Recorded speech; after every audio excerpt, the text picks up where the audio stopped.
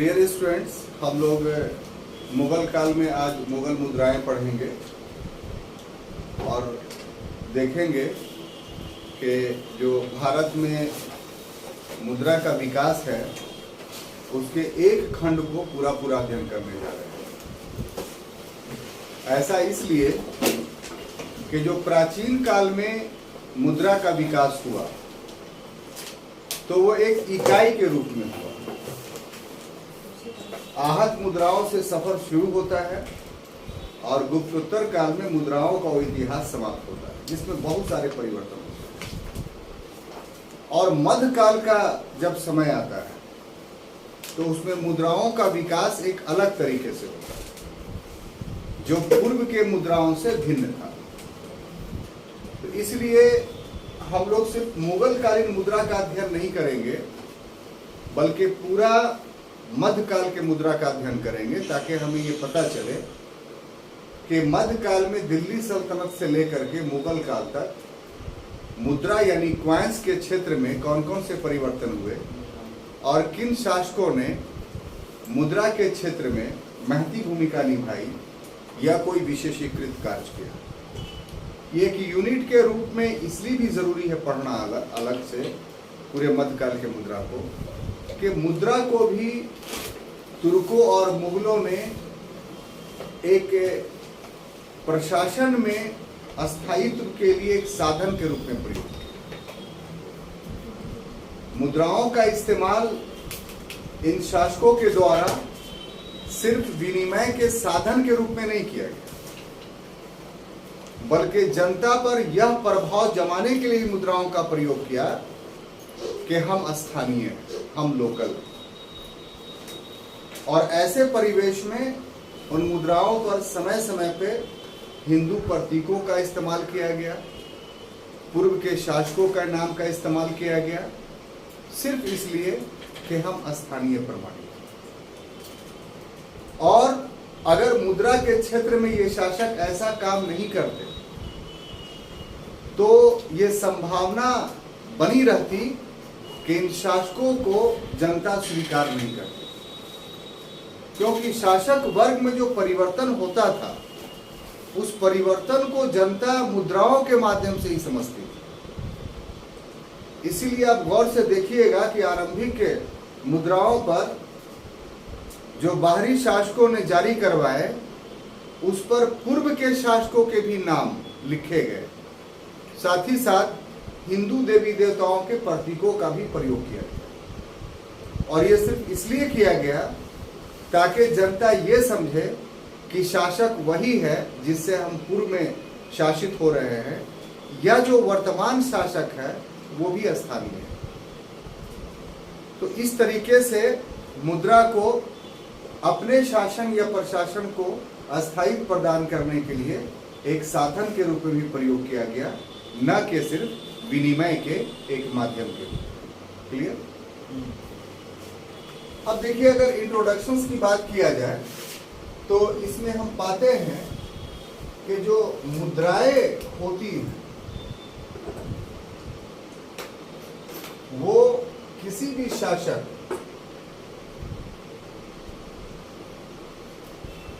के शौर्य,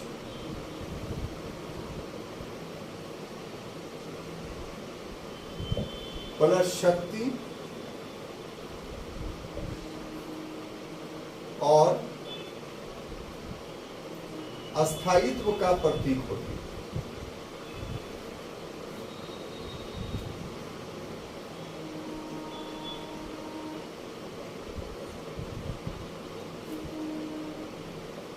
मुद्राएं केवल विनिमय का माध्यम नहीं होती,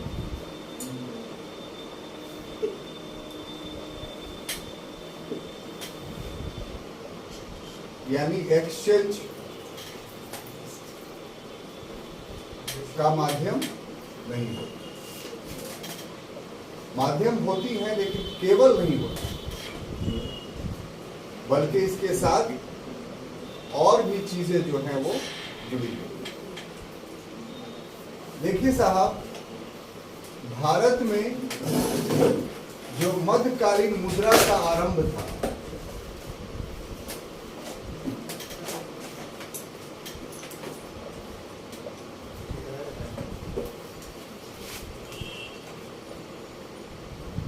वो महमूद गजनवी ने किया। और महमूद गजनवी के द्वारा जो जारी किए गए मुद्रा थे वो लाहौर से प्राप्त होता है। और ये जो मुद्रा था वो 60 ग्रेन का था। हाँ, तौल का माप था। और ये चांदी का था।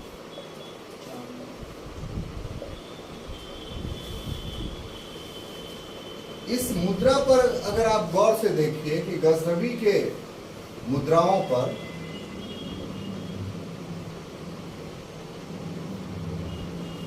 एक ओर जो है अवक्यमेकम,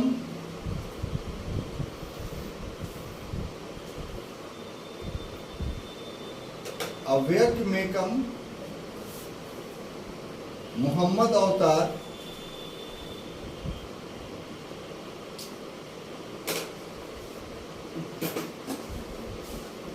निरपति महमूद,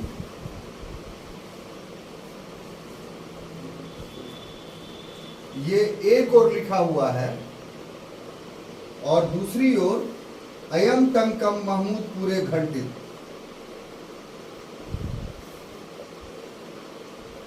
अयम तमकम महमूद पूरे घंटित लिखा हुआ, ये दूसरी तरफ। उसके बाद जहां तक मोहम्मद गौरी का प्रश्न है,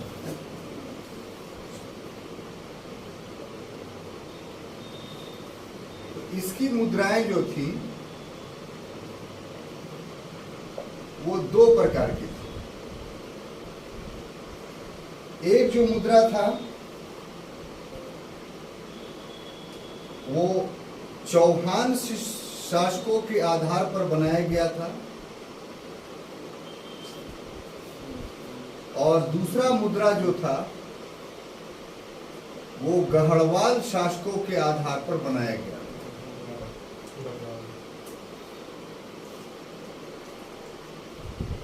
ये जो चौहान शासकों की जो मुद्राएं के आधार पर बनाया गया था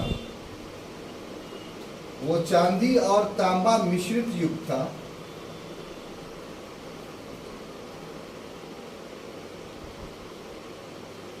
और इसका कुल 56 ग्राम का था। उसका 60 ग्राम का था, इसका 56 ग्राम का था। और ये देहलीवाल इसका नामकरण था सिक्का का।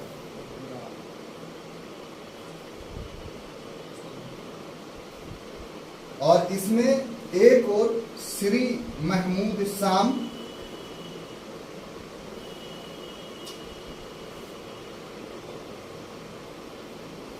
और दूसरी ओर जो है यानी उलट करके श्री हमीर लिखा हुआ था। और इसके बीच में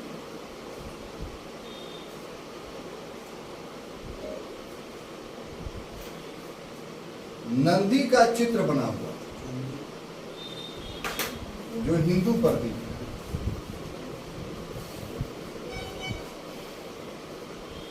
उसके बाद कन्नौज पर जब अधिकार किया तो इसमें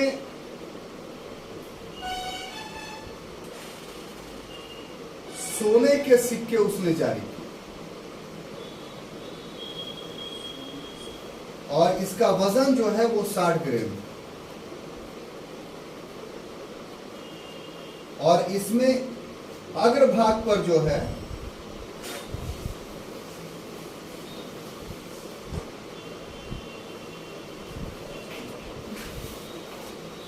लक्ष्मी का चित्र था और पीछे वाले भाग पर श्री मोहम्मद बिन शाम लिखा हुआ। श्री मोहम्मद बिन शाम।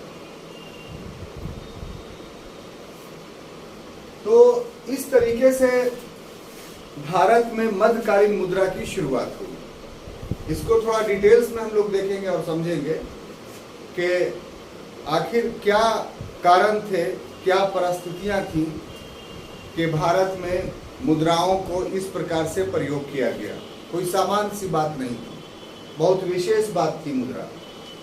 एक शासक बाहर से आया, उसने आवश्यकता के लिए मुद्रा सिर्फ जारी की विनिमय के साधन के रूप में, ऐसी बात हम लोग को दिखाई नहीं पड़ती, बल्कि विनिमय के साधन के साथ साथ इसके पीछे और भी निहितार्थ थे, और भी उद्देश्य थे। उसी कंटेक्स्ट में हम भारत में मध्यकालीन मुद्रा के आरंभ की बातों को पढ़ने जा रहे हैं। सबसे पहली बात ये कि हमने लिखा है कि मुद्राएं शासक के शौर्य, शक्ति और अस्थायित्व का प्रतीक होता है। तो देखिए, जो शासक जितना ज्यादा शक्तिशाली होता है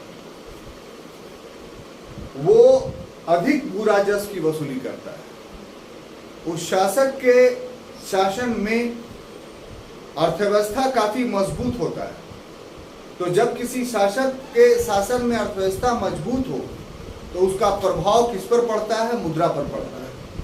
किस रूप में पड़ता है?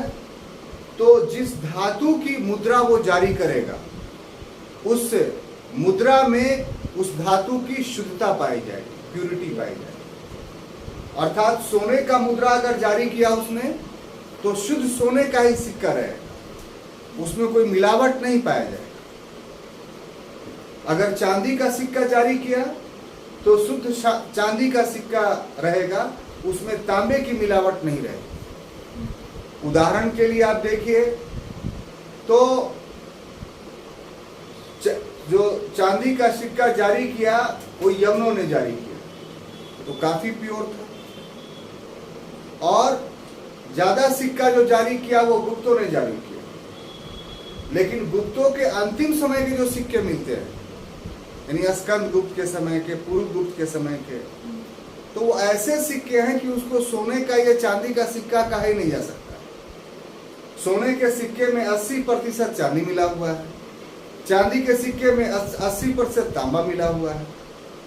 चल रहा है वो सोने और चांदी के सिक्के के नाम पर, लेकिन वास्तविकता क्या है कि उसमें सोना और चांदी की मात्रा अल्प है, कम है। तो ये किस चीज को इंगित करता है? कि उसके राजनीतिक रूप से ह्रास जो हो रहा था गुप्त काल के अंतिम पीरियड में, उसको इंगित करता है। yes. तो इस तरीके से अगर किसी काल का सिक्का अपने मूल रूप में, यानी जिस धातु का, उस धातु में प्यूरिटी के रूप में पाया जा रहा है, तो इसका अर्थ यह हुआ कि शासक का शौर्य बयान कर रहा है, ये बयान कर रहा है कि शासक शक्तिशाली है, और ये बयान कर रहा है कि उसके शासन में स्थायित्व है। इसलिए सिक्का प्रतीक सिर्फ विनिमय का नहीं है, सिक्का प्रतीक शौर्य, शक्ति और अस्थायित्व का है।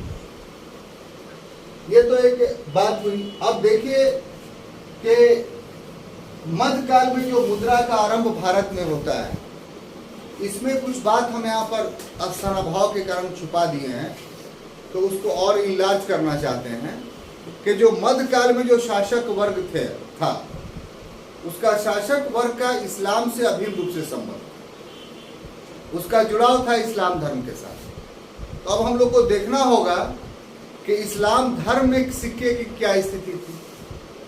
तो ये जानकर आपको ताज्जुब होगा कि खिलाफत राशिदा में कोई सिक्के नहीं जारी किए गए, बल्कि जो पूर्व से प्रचलित व्यवस्था थी विनिमय का, वही व्यवस्था चलती रही। जब खिलाफत राशिदा का अंत हुआ 682 ईस्वी में, और उसके बाद खिलाफत उमैया का दौर आया, ये सब हम लोग को आप लोग को समझना नहीं है, समझाना नहीं है, ये सब पूर्व में आप पढ़ चुके हैं। तो खिलाफत उमैया का पीरियड 682 से 750 तक रहा।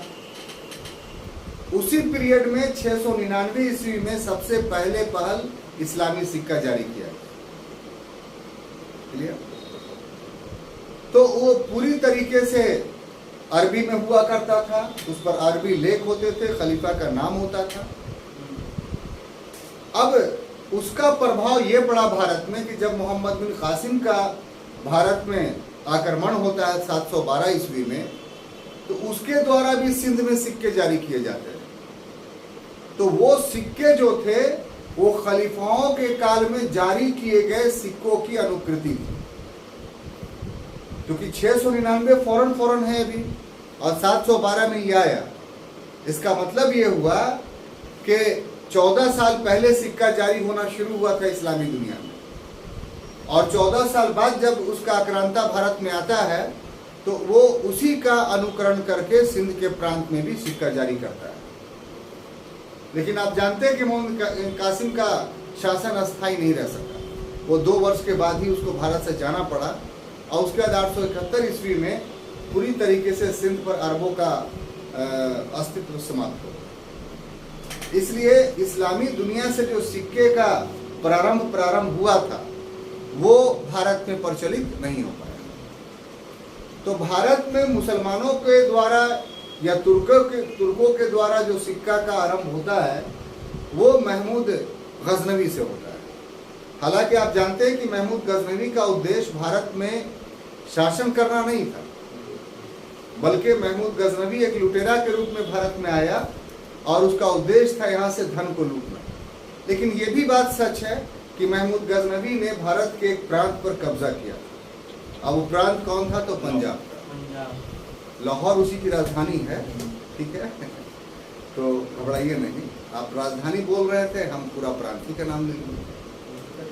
तो यहाँ पर समझने वाली बात यह है कि उसने पंजाब को भी जो मिलाया वो 1022 ईस्वी में मिलाया, यानी प्रारंभ में नहीं मिलाया। और उसका उद्देश्य क्या था कि हम भारतीय क्षेत्र में एक ऐसा क्षेत्र पर प्रभुत्व रखें जहां पर अस्थायी सेना हम रख दें।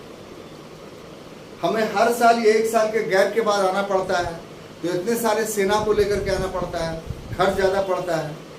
तो हम सीमावर्ती क्षेत्र में कोई ऐसा क्षेत्र चुन लें जहां हमारी सेना हमेशा रहे, ताकि हम कुछ सेना लेकर के आए और फिर आक्रमण करें, यहाँ लूट मार करें और उसके बाद फिर वापस चले जाए। तो इस उद्देश्य से उसने 1022 ईस्वी में पंजाब पर अधिकार कर दिया। अब पंजाब पर अधिकार का मतलब क्या हुआ कि पंजाब गजनी प्रांत का, गजनी साम्राज्य का प्रांत बन गया। अब वहां उसका प्रशासन चलेगा। तो इस क्रम में पंजाब में महमूद गजनवी के सिक्के मिलते हैं लाहौर में। और ये जो गजनवी का कब्जा था पंजाब पर, ये फिर उसकी मृत्यु के बाद समाप्त नहीं होता है। उसके बाद कंटिन्यूअस उस समय तक चलता है, उसके उत्तराधिकारी शासन करते हैं, जब तक मोहम्मद गौरी 150 वर्षों के बाद महमूद गजनवी के एक उत्तराधिकारी से पंजाब छीन नहीं लेता है।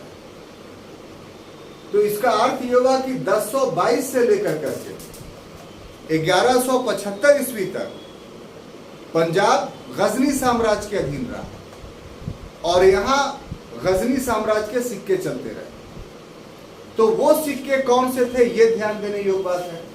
तो वो चांदी का सिक्का वहां चलता था महमूद गजनवी के काल का, और उसका वजन 60 ग्राम का होता था। और इसमें ध्यान देने योग्य बात है कि इसमें संस्कृत के शब्दों का प्रयोग किया गया है, लेकिन अरबी में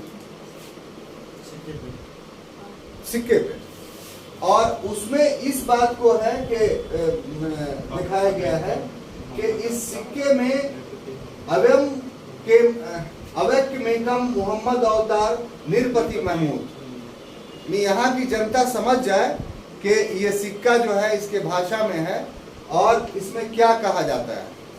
तो जो मोहम्मद अवतार है वो एक ही है और कोई दूसरा नहीं है। माने एक तरीके से अरबी कलमा को जो है वो संस्कृत में लिखा गया है। जो ला इलाहा इल्लल्लाह का कलमा है अरबी में, उसको संस्कृत में अवैक्यमेकम मोहम्मद अवतार कहा गया और निरपति महमूद। अब आगे कलमा है कि मोहम्मदुर रसूलुल्लाह, ये पूरा कलमा हुआ। तो मोहम्मद रसूलुल्लाह को उसने हटा दिया और उसके जगह पर निरपति महमूद, यानी महमूद उसका जो है वो राजा है। ये सिक्के पे वो साबित करना चाह रहा है कि पूरे विश्व का मालिक कौन है, तो ईश्वर है। उसका अवतार कौन है, तो मोहम्मद है। और वो एक ही अवतार है, अब कोई अवतार नहीं होगा। और उसके नीचे कौन है? तो हम हैं। तो इस तरीके से एक प्रकार की दैवीय उत्पत्ति को यहां प्रमाणित किया है अग्रभाग पर। और पिछले वाले भाग पर क्या लिखा है? अयम टंकम महमूद पूरे घंटित, माने ये सिक्का महमूदपुरा में ढाला गया है, तो स्थान दे दिया। और उसके बाद नंदी का चित्र उसमें, किसका? नंदी का। महमूद गजनवी ने जो ये किया तो उसमें नंदी का चित्र है। ये चित्र इसलिए दिया गया कि स्थानीय लोग उसको अपना समझें कि ये बाहर का नहीं है। एक राष्ट्र की संकल्पना आधुनिक देना, उस समय इस प्रकार की कोई संकल्पना नहीं थी। तो हम आपके अपने हैं कैसे पता चलेगा? तो सिक्के में आपके प्रतीकों का अगर इस्तेमाल कर लिए, इसका मतलब यह है कि हम आपके। अब दूसरा कि मोहम्मद गौरी का दौर आया, तो महमूद गजनवी से मोहम्मद गौरी का शासन इस रूप में भिन्न था कि मोहम्मद गौरी भारत पर शासन करना चाहता था। वो धन लूट करके यहाँ से ले जाना नहीं चाहता। तो बजाते तौर पे उसने 15 आक्रमण किए यहाँ शासन स्थापित करने के लिए। खुद तो सफल नहीं हुआ, लेकिन उसके जो सिपा सालार थे उसमें से एक मोहम्मद गौरी ने कुतुबुद्दीन ऐबक ने भारत में तुर्क साम्राज्य स्थापित करने में सफलता प्राप्त कर। तो 1175 से लेके 1205 ये मोहम्मद गौरी के भारत पर आक्रमण का पीरियड है। और 1175 से 1205 के बीच में मोहम्मद गौरी ने कुल 15 आक्रमण किए। और इस आक्रमण करने के क्रम में महमूद गजनवी से उसका आक्रमण इस रूप में ही तर रहा, अलग रहा कि वो जिन जिन क्षेत्रों पर आक्रमण करता था और जीतता था, तो फिर वहां कुतुबुद्दीन ऐबक को के अधीन करके वो वापस जाता था।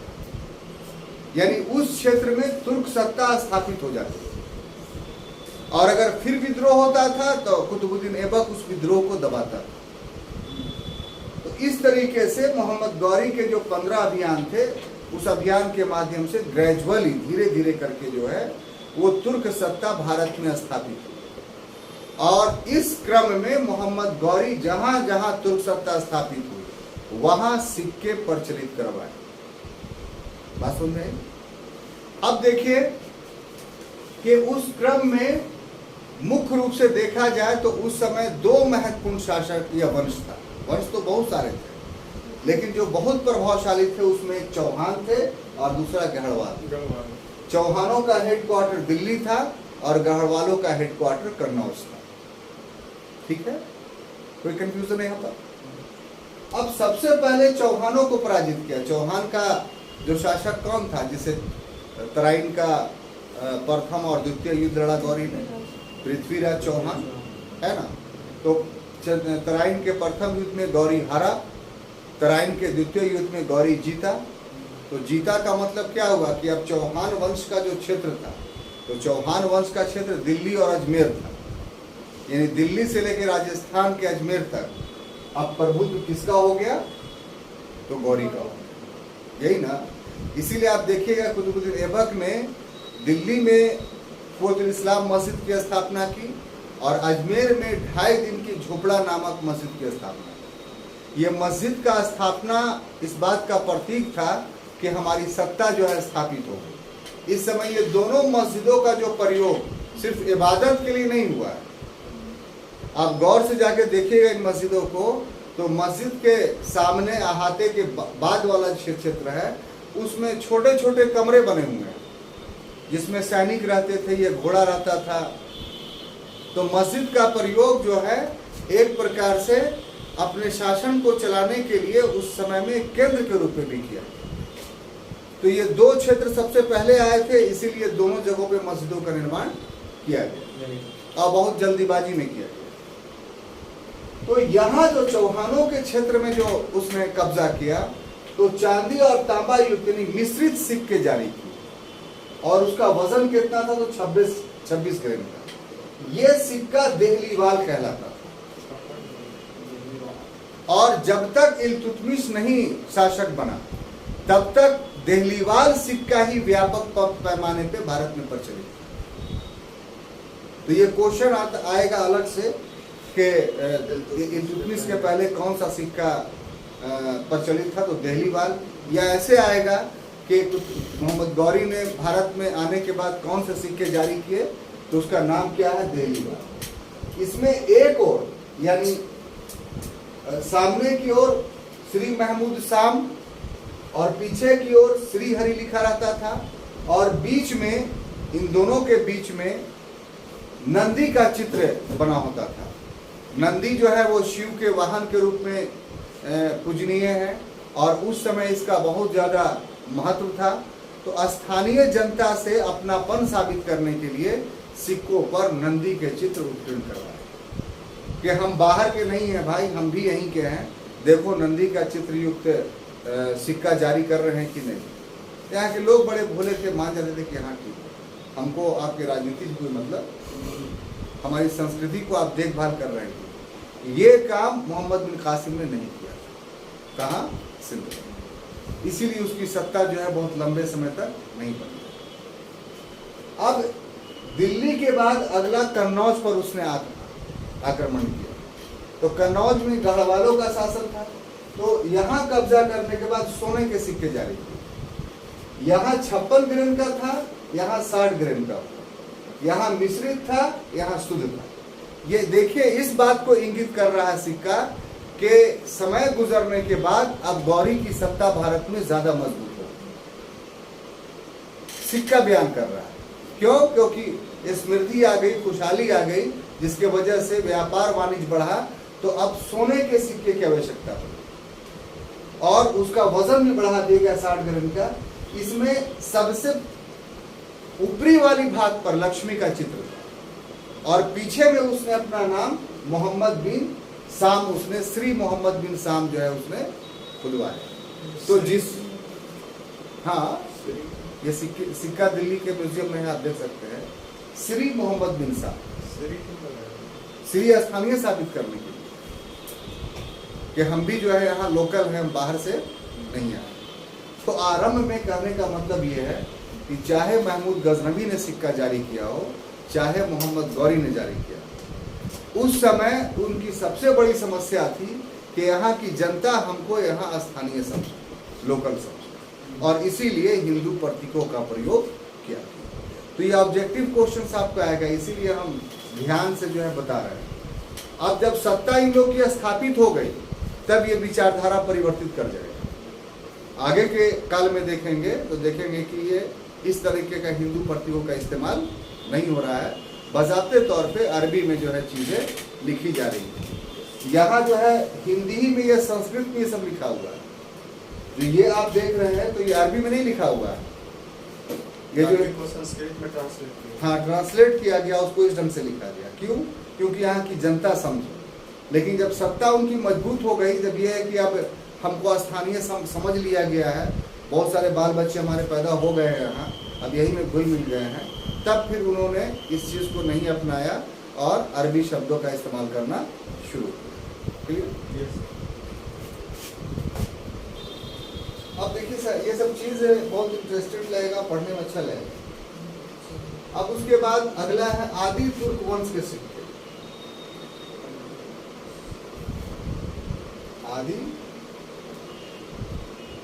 तुर्क वंश के सिक्के।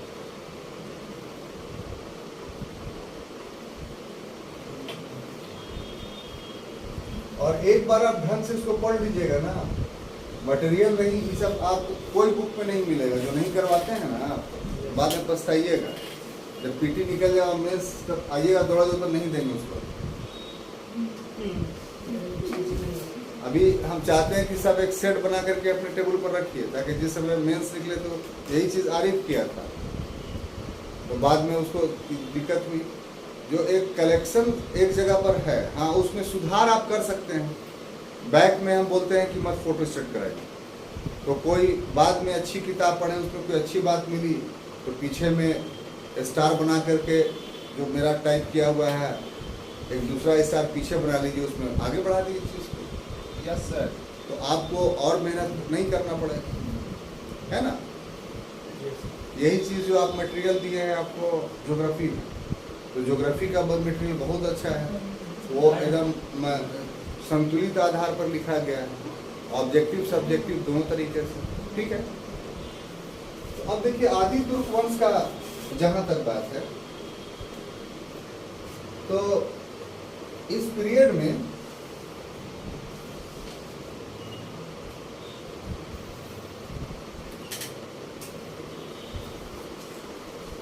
इल्तुतमिश के द्वारा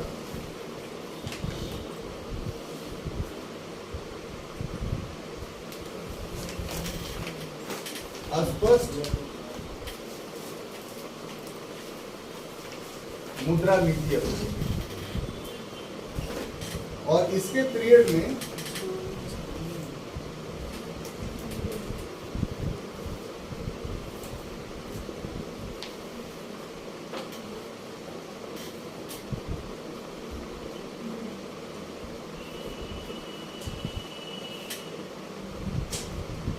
तीन प्रकार के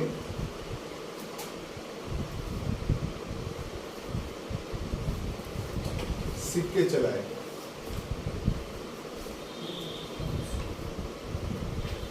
उसमें पहला था टंका,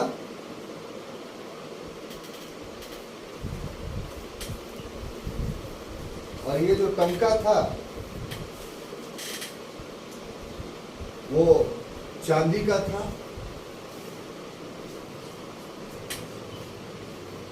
और इसका वजन 175 ग्राम, जगह जगह मिलता है 174.4। और दूसरा जीतल, ये तांबे का था,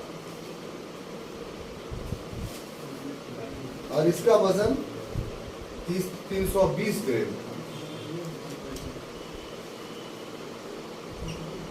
और तीसरा उसमें मिश्र धातु के भी सिक्के जारी थे, यानी इसमें तांबा और चांदी मिला हुआ रहता था, और ये इसका वजन 56 ग्राम है।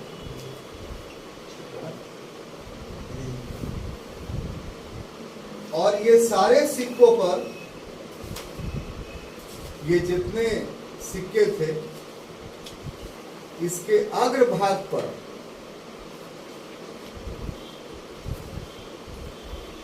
कलमा खुदा होता था, और इसके वृत्त में टकसाल का नाम,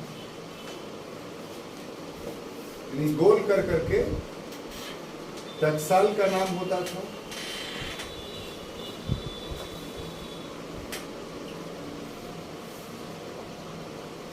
और उसके बाद तिथि होती, ये तिथि युक्त सिक्के होते, और पृष्ठ भाग पर जो है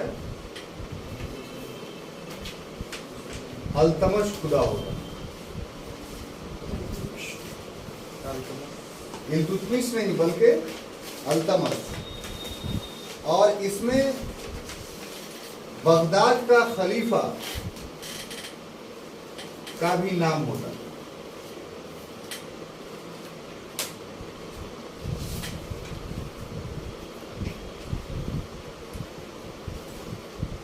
और उसके बाद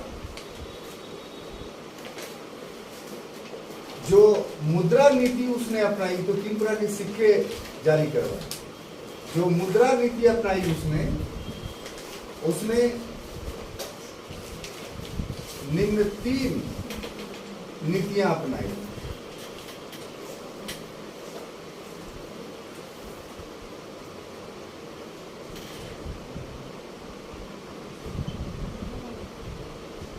उसमें पहला था कि अग्रभाग पर नंदी और सुल्तान का नाम,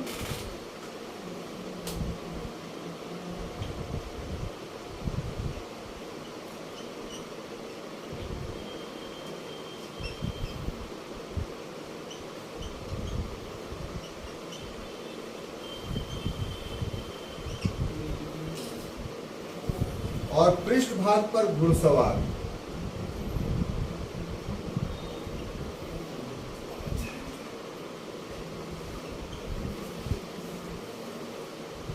उसके बाद घुड़सवार तथा नागरी लिपि में हमीर अंकित होता था।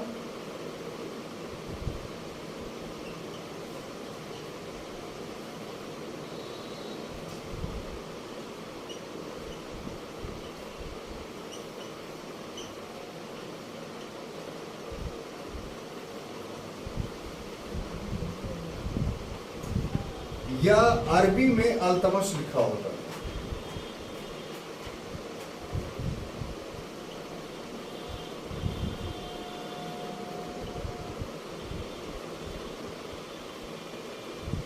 एक तीसरा परिवर्तन यह किया गया कि अरबी भाषा में लेख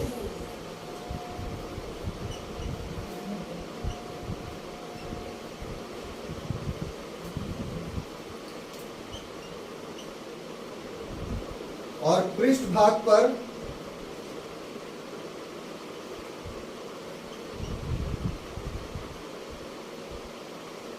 नागरी लिपि में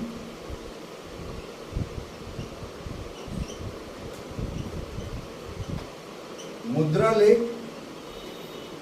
यानी कितने पैसा है ये, और तिथि में विक्रम संवत का प्रयोग किया। तिथि में विक्रम संवत।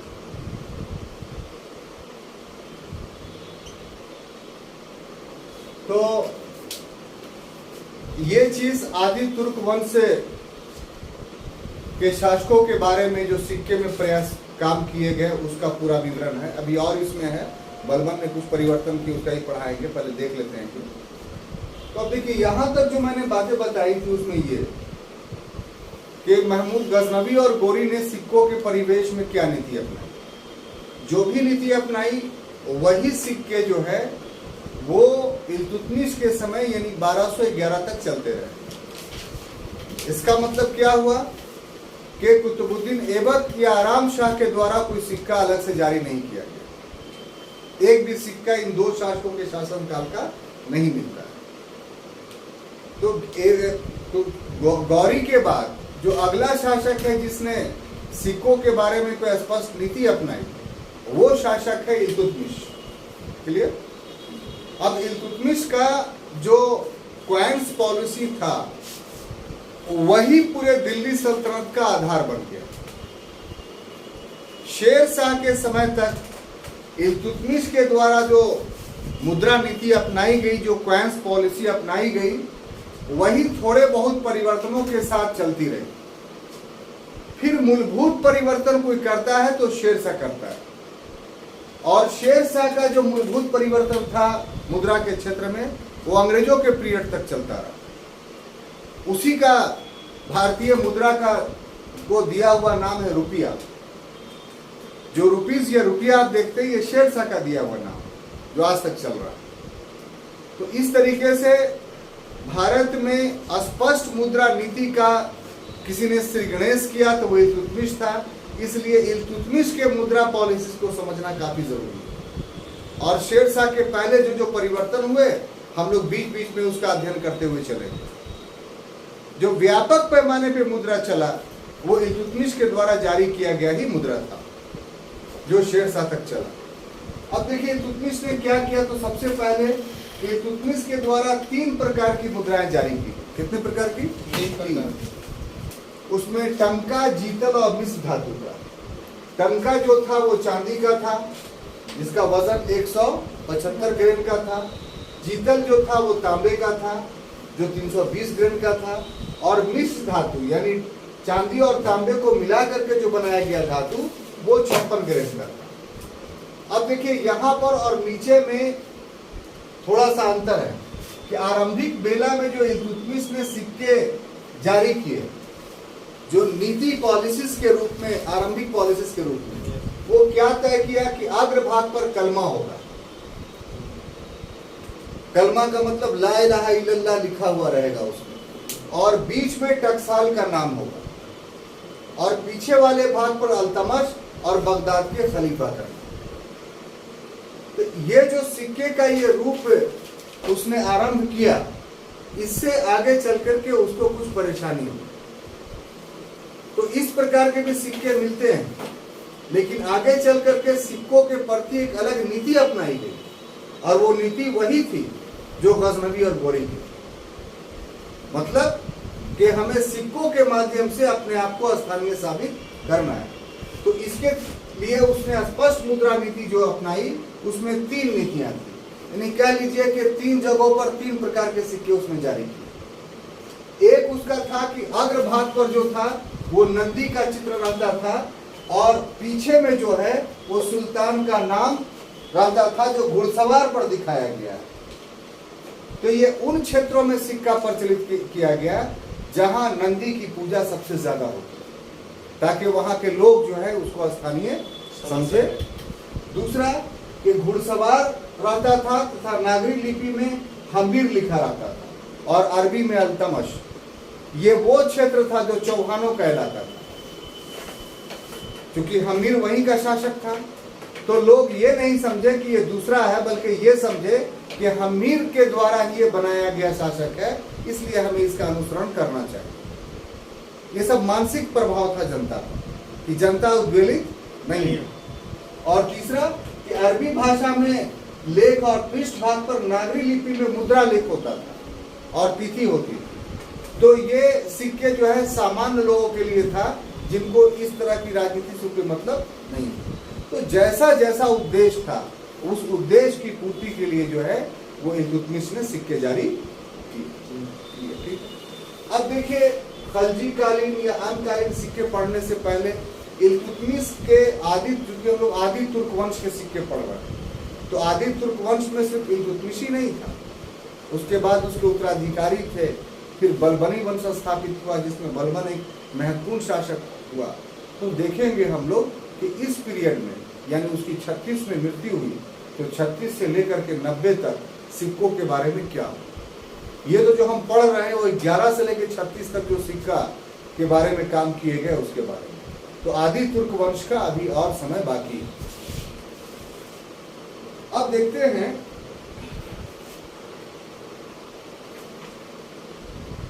कि जो इल्तुतमिश के उत्तराधिकारी, तो इल्तुतमिश के उत्तराधिकारी कौन थे? तो कुल 5 थे, जिसके बारे में आप जानते हैं, है ना। तो इल्तुतमिश के उत्तराधिकारियों ने क्या किया साहब, कि मिश्रित सिक्का को बंद कर दिया।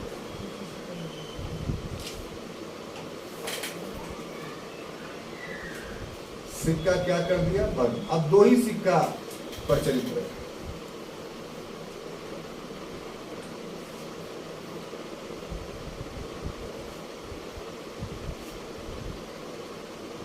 और बलबन ने क्या किया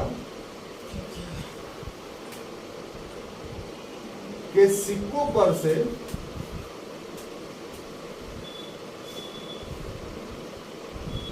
नंदी के चित्र को हटा दिया।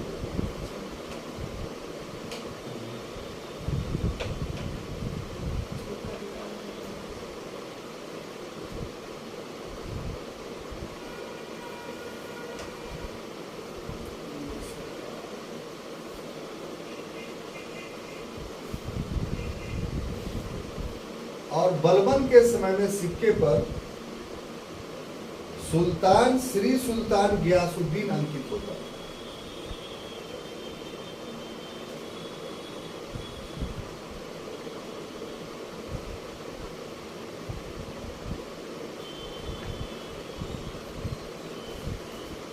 और दूसरा परिवर्तन इसने यह किया कि खलीफा का नाम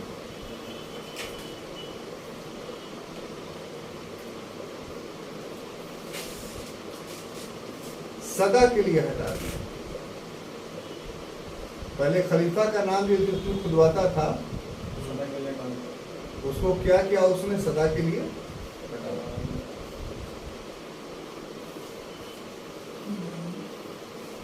तो बलबन के समय में यह कह लीजिए कि इल्तुतमिश के बाद के समय में सिक्कों में जो परिवर्तन होता है वो ध्यान योग है।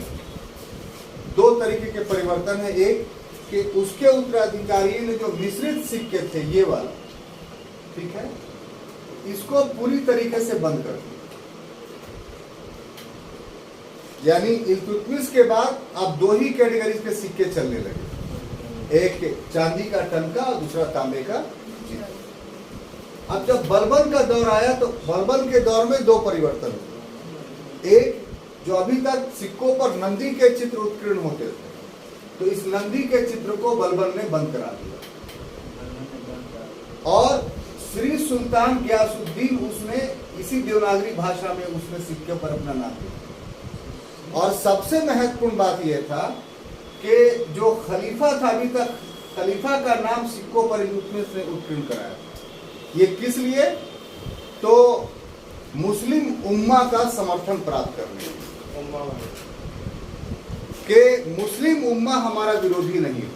अगर खलीफा का नाम है, इसका मतलब ये हुआ कि खलीफा के प्रतिनिधि हम हैं, और खलीफा के प्रतिनिधि का विरोध करना का मतलब हुआ कि ईश्वर का विरोध करना।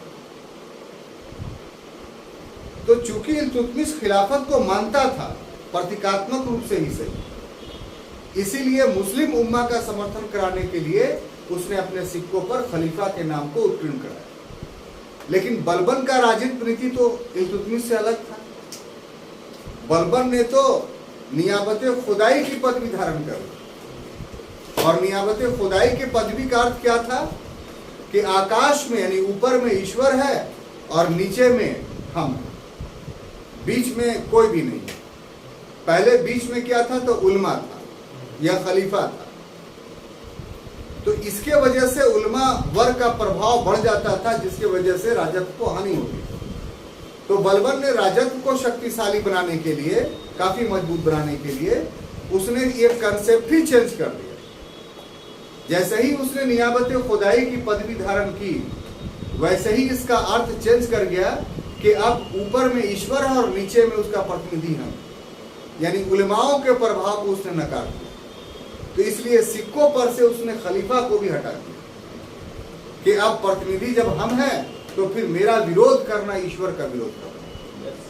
तो ये मैसेज उसने सिक्कों में परिवर्तन कर करके दिया। तो आज के क्लास में इतना ही, चूंकि समय आपका पूरा हो गया है 1 घंटा। तो अब कल के क्लास में हम आगे वाला जो हिस्सा है, यानी खिलजी तुर्क काल में क्या हुआ और शेर शाह के काल में क्या हुआ, ये 3 सेक्शंस कल हम लोग पढ़ेंगे। तब तक के लिए धन्यवाद। क्या है ये एकदम